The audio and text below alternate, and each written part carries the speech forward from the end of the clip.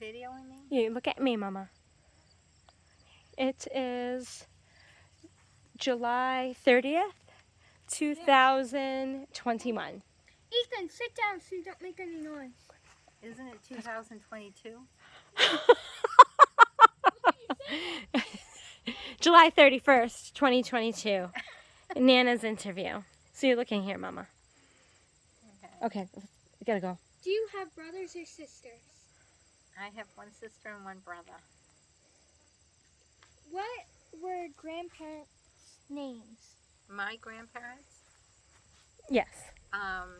My grandmother on my mother's side was Jessie Hastings. My grandfather was Pearlie Cady. My grandfather on my father's side was Robert Grant. My grandmother was Mary Ellen McDougall. Did you ever go on vacation as a kid or a day trip? Yes, we went on vacations. Every April vacation we usually went to Washington, D.C. We also went to New York City, and we went to Canada one year. What was the most important lesson that you have learned? The most important lesson that I ever learned.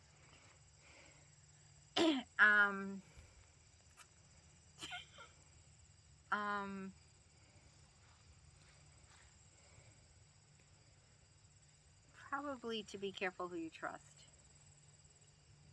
What were your favorite hobbies as a kid?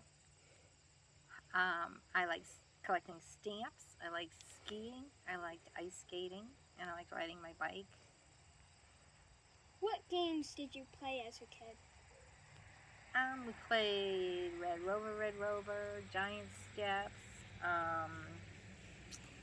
We played dolls, hide and seek. We used to make things and try to sell them, like melt crayons, pieces of crayon on top of rocks, and go to door to door selling them. Or we made rock candy and we tried to sell that. Different things like that. Tell me about your Christmas when you were a kid. Well, we always had a Christmas tree. When I was very little, we went to my grandmother's every Christmas. She only lived 4 houses down. Her house always smelled like oranges on Christmas. And we always get an orange in our stocking, even though I would need an orange. And we always get a coloring book from my Nana. And when I was 9, I moved to Keene, and I had a new dad then, and a stepfather. And those Christmases were hard because my mother didn't believe in toys. She was super against them. And we couldn't have Christmas until my sister got out of bed, and sometimes she'd stay in bed till 12 or 1 o'clock on Christmas, so it put my Christmas off a long time. Did you still have Christmas with Great Nana and Papa? Sometimes. And sometimes my mother would go and get them and bring them down, and they'd spend the night there. But usually when I got up in the morning on Christmas, I had my stocking, and then I went to my best friend Gretchen's house and played with her, and she opened her presents and we played with her presents until my mother called and said I could come home because my sister was out of bed. How were you naughty? I wasn't naughty, Caroline. I was actually very, very good little girl. I don't ever remember doing anything naughty. I was a little bit afraid of my parents. Back then, kids got spankings, and they got into, when they got in trouble, they really got in trouble. So I was a very nice little girl, and I don't think I was naughty, really. Did you have any pets? My favorite pet was my cat, Sammy, and I had him most of my life. He died when I was 18. You had dogs too, right? I had a little, like a miniature Dalmatian that had to be put down because some girl on a bicycle said he bit her ankle, which I never believed. And when I was a baby, we had a dog that I don't remember. He was a Cocker Spaniel, and supposedly I used to ride on his back, and I don't remember what happened with him, but... Have you ever had an accident? A car accident? Yes. How many? few. Too many to count. Too many to count. I had a bad car accident with my friend when I was about 17, Maybe it hurt. 16 or 17. Yeah, I was in the hospital. And another bad accident probably just before that one where I was rear-ended and the car was totaled. So those two were probably just months apart. And another accident where I was in a car with a boy and he lost control in the snow and hit a big boulder. What advice would you give to your children?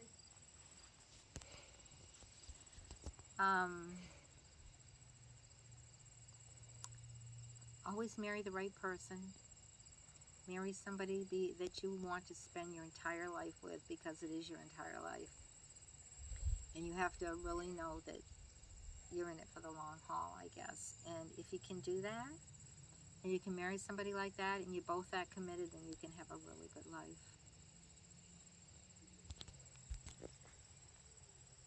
What chores did you have? Pretty much none.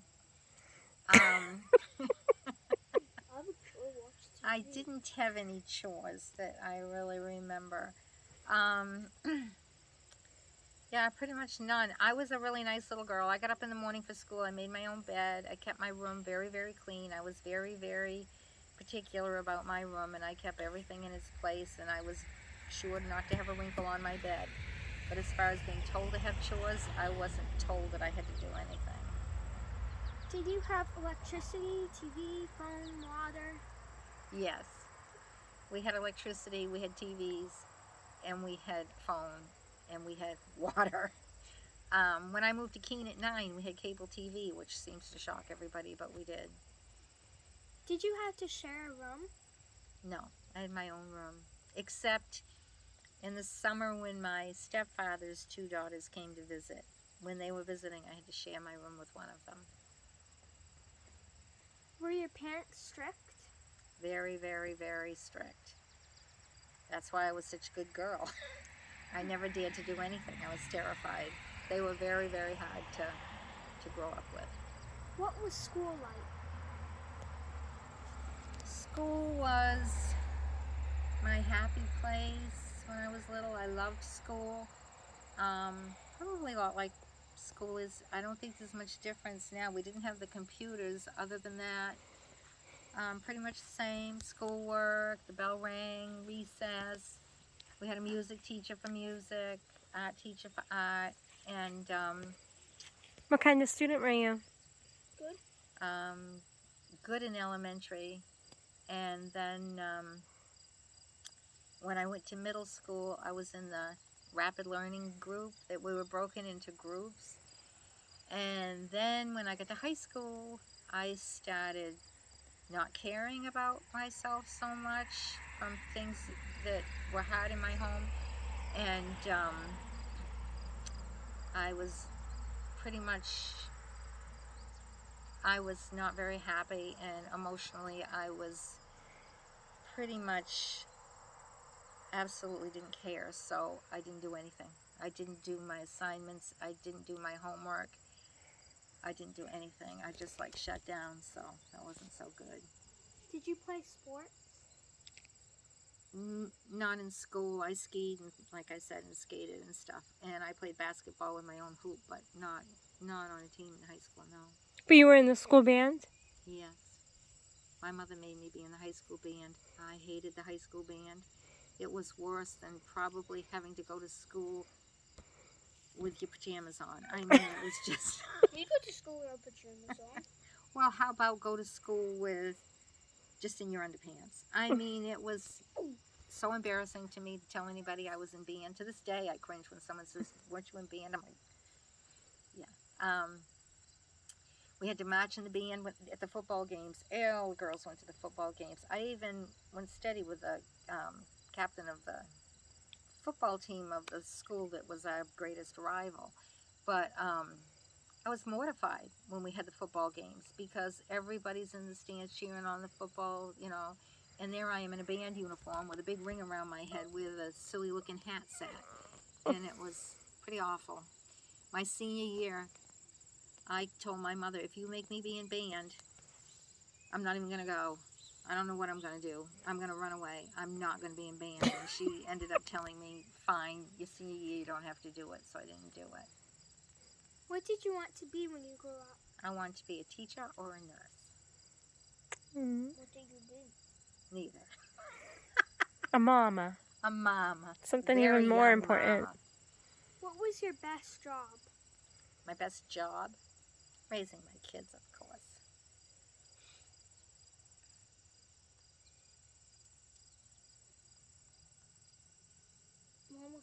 Tell me about being a grandmother. Being a grandmother. I became a grandmother when I was, I think, 45 For Maddie. to Maddie. And we took care of Maddie every day. And that was quite the experience because Maddie decided that we were her parents. And she wouldn't believe anybody that told her different. And when her parents would come to pick her up, she'd say, "Oh no, what did those people want now?" And she was like an absolute delight and a wonderful little girl. And we loved her so much. And she was so much fun to Papa and I, and we got to take care of her. And all of you, every single one of you, when you've been born, it's been like that. Just a thrill. Can you tell us in a few words about when Mark was born or how you felt or what happened? When Mark was born, I didn't know much about being a mom or having a baby, even having a baby, physically having a baby, or pretty much I knew nothing because of the way I was raised. I was raised super sheltered, you know, not allowed to date, not allowed to do these things. So, when Mark was born, I didn't know I was in labor because my mom had told me, well, when you have a baby, it rips you into two pieces. And I was still in one piece, so I had no clue. So I went to the hospital, and they put me in a room, only I didn't tell them anything.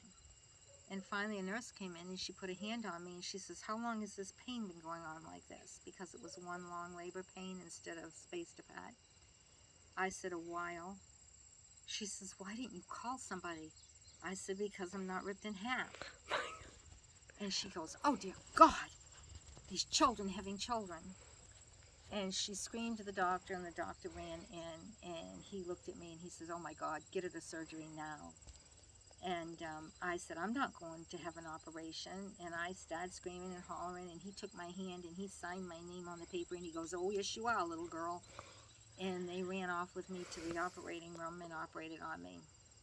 But before they took me, there was a lady in the room with me who was 40 years old having a baby. And I thought, 40 years old, this woman is like older than God, and she's having a baby. And I said to her, "Are they going to cut me more than 2 inches?" She says, "No, sweetheart, they won't, I promise." And off I went. And afterwards I saw her, and she said, "I was so afraid that you would realize that a baby couldn't fit out of 2 inches. But you didn't. You believed me, and off you went." And that's how I got Mark. He ended up having to be in an incubator for a while because of everything I went through. And they ended up not finding a pulse on me after he was born because of everything I went through. So I didn't see him right away. And I cried the whole night. My baby's dead, my baby's dead. And some nice lady came in about 3 in the morning. She had the baby. And she says, "Honey, turn around." And I did. And she says, "This is your baby. And he's very much alive. And I want you to go to sleep now." And then she took him back out. Tell us something about when Becky was born. When Becky was born, she weighed 5 pounds, 2.5 ounces. And all the babies in the nursery were like 10-pound babies. How much is Uncle Mark? 7'3". And I was standing in the window looking at all the babies, and my baby was in one of the plastic beds with a little sign over her. And this man was standing next to me, and he says, "See that baby?" And he pointed to my baby. He says, "Isn't it so sad that that baby's going to die?" I said, "Gonna die? That's my baby, and she's not going to die." And he goes, "Oh, I'm so sorry." But he thought she was going to die because she was like this big, and all the other babies were like that. How big was she? That. She was the tiniest thing. Never saw her little feet were like that. Tell us Like a- something about when Katie was born, When Katie was or when she came home, or whatever you want to share. When Katie was born, she was named after my grandparents, Jessie and Pearlie Katie. And Jessie and Pearlie, Jessie was my Nana. The girl in the room had a baby boy. Guess what she named it? She named her little boy Jessie. So we had Jessie Katie in the hospital room. Little boy Jessie and little baby girl Katie, Jessie Katie, which was How kind heavy of... was she? How much did Katie weigh? She weighed 6 pounds, 14 ounces. I was heavier than all of them. Yeah. And the lady that cleaned my room, she came over and she whispered to me. She came and got the trash and everything. The lady that cleaned, she says, I want to tell you something. And I knew the girl in the room with me, Jessie's mother, could hear her. She says, you have the prettiest baby in this hospital. Sure. Tell me about meeting Papa. Meeting Papa. When I met Papa, he's building a house next door. And I was walking through it with my girlfriend. And she was talking away to him, and I didn't say anything at all to him, nothing. And when we walked out of that house, I looked at her and I said, I'm going to marry him. And I was like, oop, why did I say that? She goes, good question. Why did you say it? I said, I don't know. It just came out of my mouth. Sure enough, I was right. I did. I married him. Anything else you want to share with your family? I love you all. That's all. We love you.